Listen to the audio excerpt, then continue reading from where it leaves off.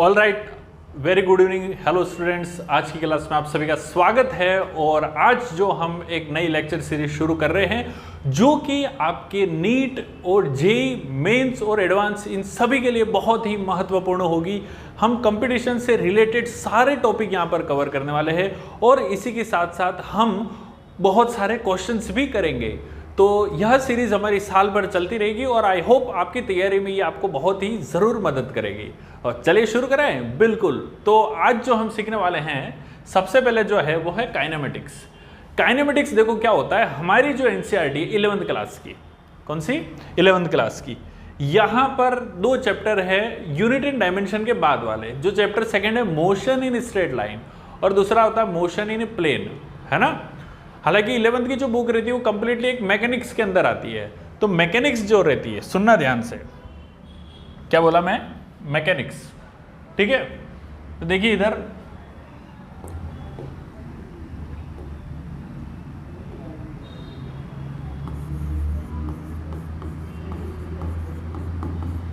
Mechanics, इसकी कुछ अलग अलग ब्रांच रहती है।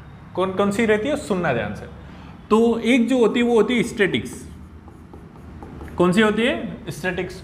दूसरी कौन सी होती है, दूसरी बच्चों आपकी होती है वो होती है काइनेमेटिक्स, जो कि हम यहां पर पढ़ रहे हैं। और थर्ड जो होती है वो होती है हमारी डायनेमिक्स। कौन सी होती है, डायनेमिक्स। डायनेमिक्स का मतलब क्या होता है, सुनना ध्यान से। अब तीनों के मतलब हम समझते हैं। ये सारे के सारे किस में आते हैं अपने बच्चों, ये आते हैं मैकेनिक्स में। क्लियर, ठीक है। इधर ध्यान से देखिए, मैकेनिक्स सबसे पहले आता है आपका स्टैटिक्स। स्टैटिक्स का मतलब क्या होता है, जहां पर अपन ऐसे पार्टिकल की स्टडी करेंगे जो रुके हुए हैं, यानी कि study of particle at rest, study of particle at rest. Clear. Kinematics में हम क्या पढ़ेंगे, काइनेमेटिक्स में हम पढ़ेंगे मोशन ऑफ पार्टिकल। जब पार्टिकल मोशन में है, किस में है, मोशन में है,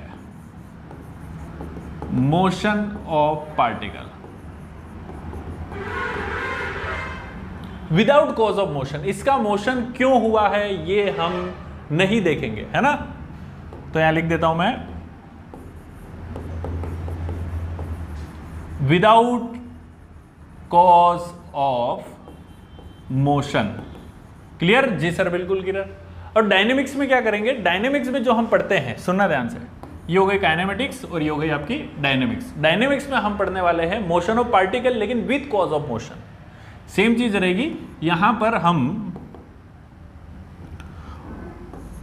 वो मोशन क्यों हुआ है, जैसे कोई चीज है आगे बढ़ रही है, क्यों बढ़ रही है, फोर्स हो गया, फ्रिक्शन हो गया, वैसी काफी सारी चीजें हैं जो हम यहां पर देखेंगे। क्लियर जी, बिल्कुल सर। तो यहां पर हम लिख देते हैं विद कॉज ऑफ मोशन।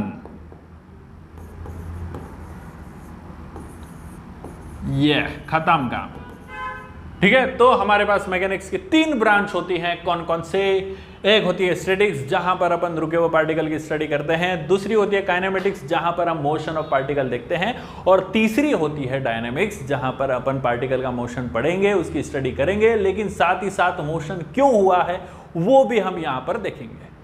आगे बात समझ में, ओके फाइन। तो छोटी मोटी कुछ चीजें थी, क्योंकि देखो हम जो भी पढ़ रहे हैं हमें ये जानना जरूरी है कि हम पढ़ क्या रहे हैं, उस बारे में देखना बहुत ही जरूरी है। क्लियर, चलो। और नेक्स्ट क्या आता है, सुनना ध्यान से। तो अब देखते हैं काइनेमेटिक्स। काइनेमेटिक्स की डेफिनेशन आप सभी ऊपर देख सकते हैं, क्या लिखा हुआ है कि study of motion of object without taking into account the factors which cause of the motion. हम एक ऐसी ब्रांच फिजिक्स में जहां पर पार्टिकल का मोशन तो पढ़ना है, लेकिन मोशन क्यों हो रहा है ये हम नहीं देखेंगे। क्लियर जी सर, बिल्कुल क्लियर। तो ठीक है, बहुत अच्छी बात है। तो ये हो गया आपका क्या, काइनेमेटिक्स। तो सबसे पहले देखो, कभी भी काइनेमेटिक्स पढ़ी जाती है, यहां पर एक चीज मैं आपको बताना चाहूंगा, देखना ध्यान से, है ना। हमारी एनसीईआरटी के यहां पर दो चैप्टर कवर होंगे। एक तो होता है motion in straight line, chapter second है अपनी एनसीईआरटी का। कौन सा होता है, मोशन इन स्ट्रेट लाइन।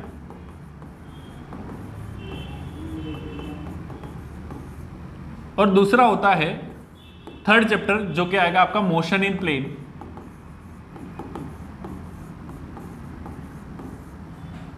ठीक है, motion in straight line and motion in plane.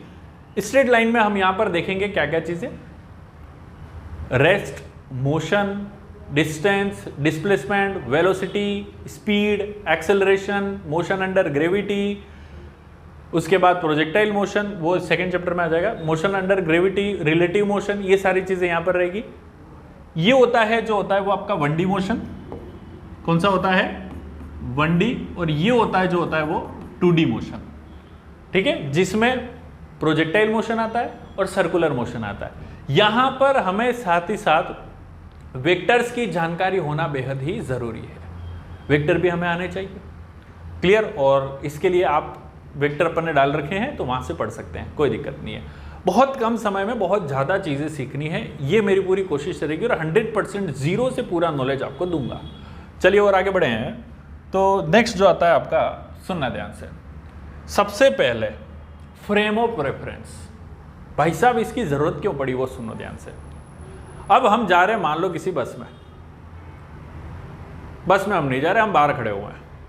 ठीक है, एक बस है अपने पास,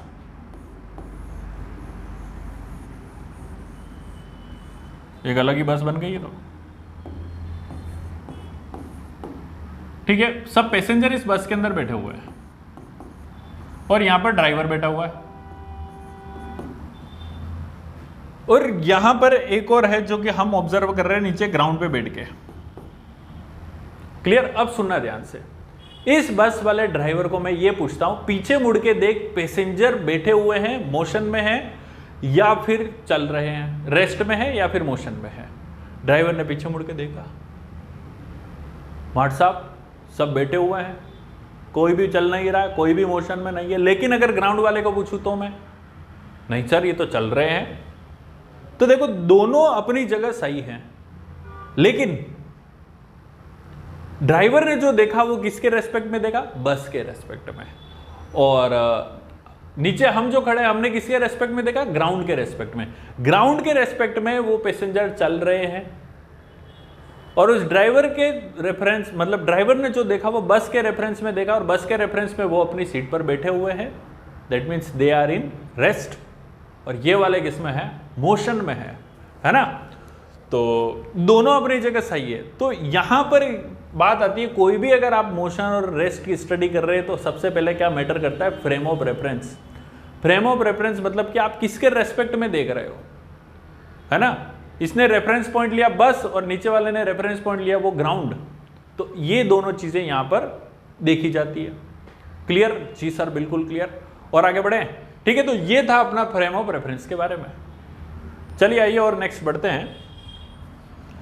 तो ध्यान से देखना, सबसे पहले आता है अपना जो टॉपिक है वो है मोशन और रेस्ट। इन दोनों के बारे में पढ़ता है। रेस्ट क्या होता है, मान लो हम यहां पर खड़े हैं और देखते हैं थोड़ी देर बाद मैं खड़ा हूं, मैं किसी पोजीशन पर हूं और मेरी जो पोजीशन है वो चेंज नहीं हो रही है टाइम के अकॉर्डिंग।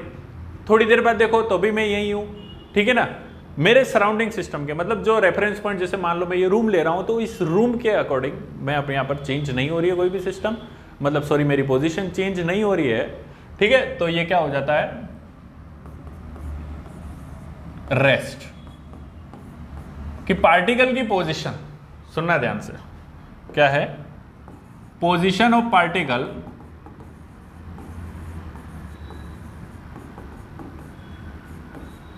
does not change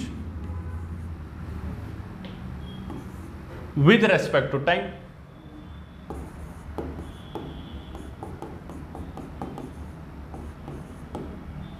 ठीक है, तो ये किस में आ गया आपका, रेस्ट में। और मोशन क्या होता है,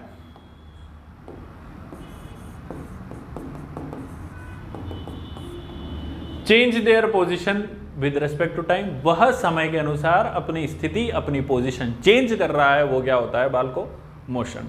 पीडीएफ के नोट्स चाहिए आप हमारे चैनल पे मिल सकते हैं। ऐप डाउनलोड कीजिए, अपना प्ले स्टोर पर है, मैट्रिक्स करियर पॉइंट के नाम से, आप वहां से भी ले सकते हैं, ठीक है। तो चलिए तो मोशन की बात कर रहा था मैं, तो ये हो जाएगा आपका change their position with respect to time.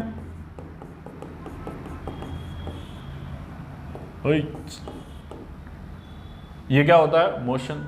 समय के अनुसार हम हमारी स्थिति में बदलाव ले आएंगे, हम बदल जाएंगे। ये क्या हो गया अपना? मोशन। आगे बात समझ में? जी सर बिल्कुल आ गई। बढ़े आगे?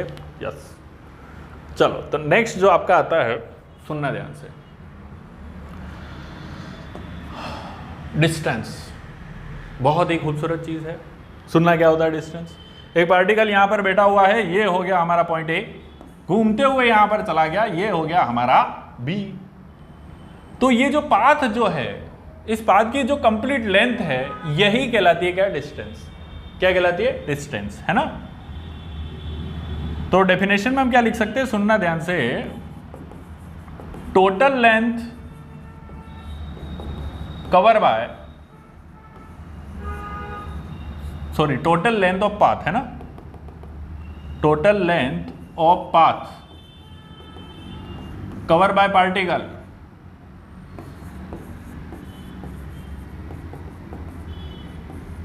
Is known as distance. Distance जो होती है वो होती है स्केलर क्वांटिटी। क्यों? क्योंकि इसकी कोई एक निश्चित डायरेक्शन, एक फिक्स डायरेक्शन नहीं होती है ना। तो यहां पर लिख सकते हैं distance is, it is scalar quantity.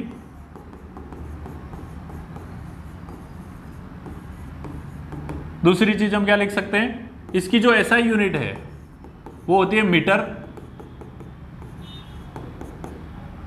ठीक है। और इसकी जो डायमेंशन होती है ये होती है L1।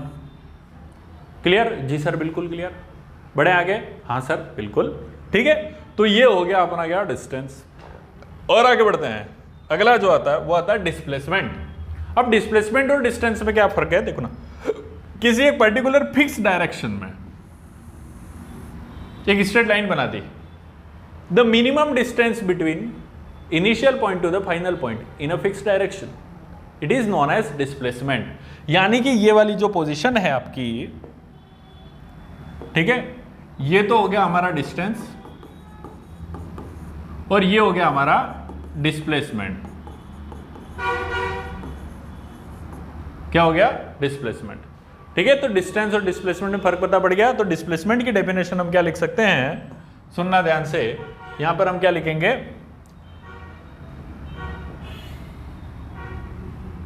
The minimum distance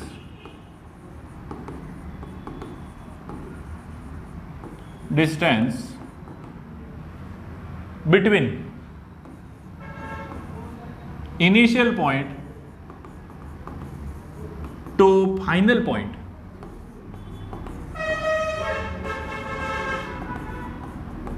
in fix direction या पर्टिकुलर डायरेक्शन, किसी निश्चित दिशा में है, कोई एक फिक्स डायरेक्शन में है, fix direction is known as displacement.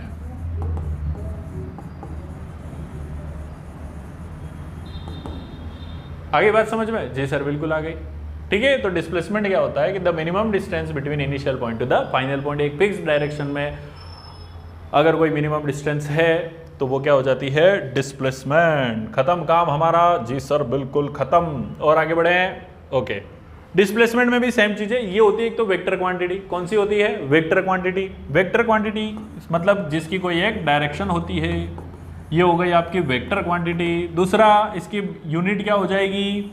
Unit वही होती है जो डिस्टेंस की होती है, मीटर, ऐसा यूनिट है ना। बाकी सेंटीमीटर, किलोमीटर, बहुत सारी चीजें आती है। और आगे नेक्स्ट बात करें इसकी डायमेंशन, इसकी भी क्या हो जाएगी? खाली L1। क्लियर? जी सर बिल्कुल क्लियर, हो गया काम खत्म बस। और आगे बढ़े। Well and good. अगला जो आता है वो सुन लेना ध्यान से। एक छोटा सा एग्जांपल देख लो यहाँ पे यार। डिस्टेंस और डिस्प्लेसमेंट का बहुत अच्छी चीज़ है। उम्मीद करता हूँ आपको थोड़ा सा हल्का सा नजर आ रहा होगा, फिर भी मैं थोड़ा सा जूम कर देता हूँ, है ना। जैसे केदारनाथ है, ये बद्रीनाथ है। शायद मैं काला हो गया यहाँ पे, ठीक है, चलो कोई दिक्कत नहीं है। तो ये जो है इसकी जो डिस्टेंस है, अगर हम बाय रोड जा रहे हैं तो कितनी है?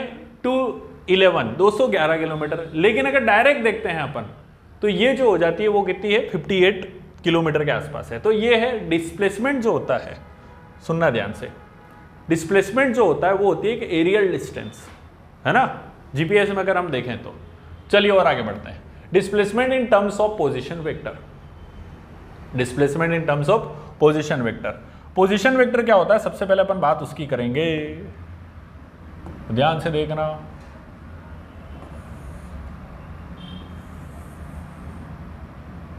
मान लो हमारे पास एक वेक्टर है, पोजीशन इसकी है ए, वेक्टर का नाम दे रहे हैं वेक्टर R1। क्लियर? जी सर बिल्कुल क्लियर। ठीक है, ये हो गया। अब ये बंदा कहां से चलते हुए चला गया, पॉइंट बी पर। कहां पर आ गया, पॉइंट बी पर, यानी कि ये यहां से यहां पर आ गया, जिसका नाम हमने दे दिया डेल्टा आर, और इसका पोजीशन वेक्टर जो हो गया वो ये वाला हो गया, जिसे हम कहेंगे R2। क्लियर? बिल्कुल सर क्लियर। ठीक है, R1 ए से बी चला, दूसरी जो पोजीशन है उसका नाम क्या हो गया, R2। यहां पर ये जो पोजीशन दे रखी है x1, y1, और ये कितनी है, x2, y2। यस और नो? जी बिल्कुल। ठीक है, तो अब देखिएगा ध्यान से सुनना। R1 की वैल्यू कितनी है, vector R1 is equal to हो जाएगा आपका x1 i cap plus y1 j cap. R2 कितना है हमारे पास, वेक्टर R2 ये हो जाएगा हमारे पास x2 i cap plus y2 j cap. ठीक है, ये दो है। क्लियर? अब सुनो ध्यान से, फ्रॉम ट्राइंगल लो वेक्टर में, है ना, R1 plus delta R, from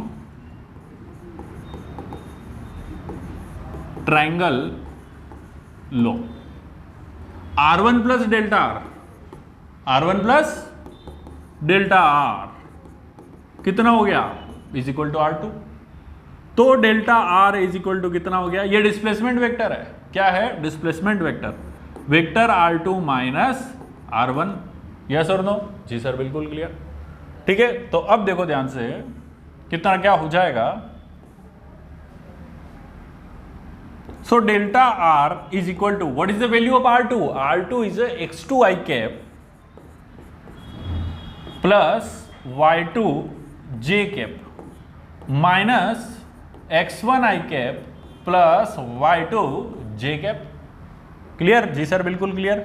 so delta are is equal to, सही कर दो इसको, तो x2 minus x1 i cap plus y2 minus y1 j cap, यानी कि डेल्टा आर बराबर कितना हो जाएगा, ये हो जाएगा आपका delta x i cap plus delta y j cap. यही होगा आपका क्या, डिस्प्लेसमेंट वेक्टर। क्या होगा ये, डिस्प्लेसमेंट वेक्टर। समझ गए? किसकी वैल्यू है ये, डेल्टा आर की। किसकी वैल्यू है, डेल्टा आर की। कौन सा लो लगाया, ट्राइंगल लो। कौन सा लगाया, ट्राइंगल लो। ठीक है, तो ये हो गई डिस्प्लेसमेंट वेक्टर की वैल्यू। क्लियर?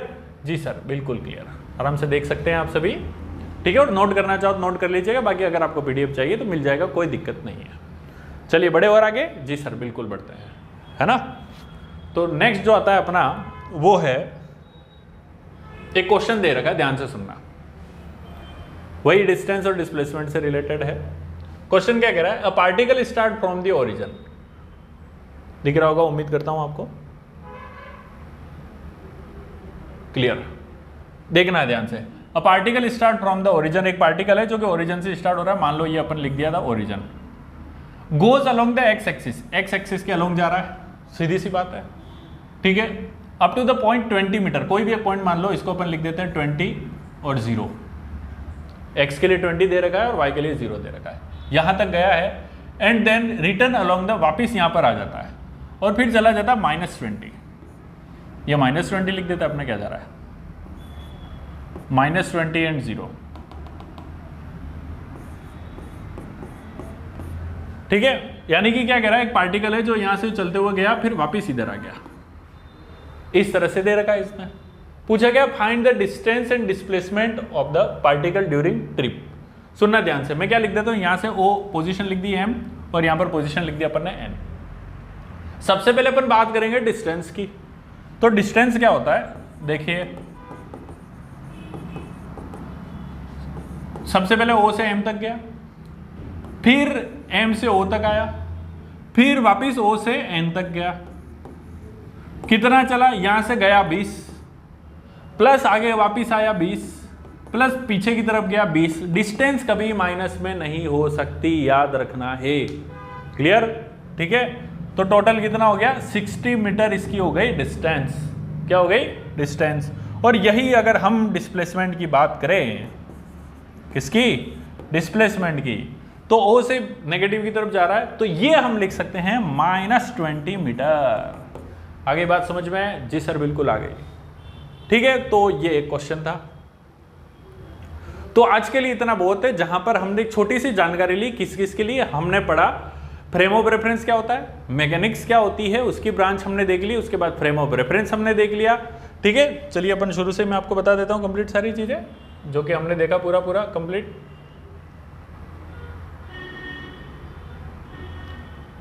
ठीक है, फ्रेम ऑफ रेफरेंस क्या होता है, सबसे पहले मैंने आपको बता दिया, सराउंडिंग आप किसके रेस्पेक्ट में देख रहे हैं।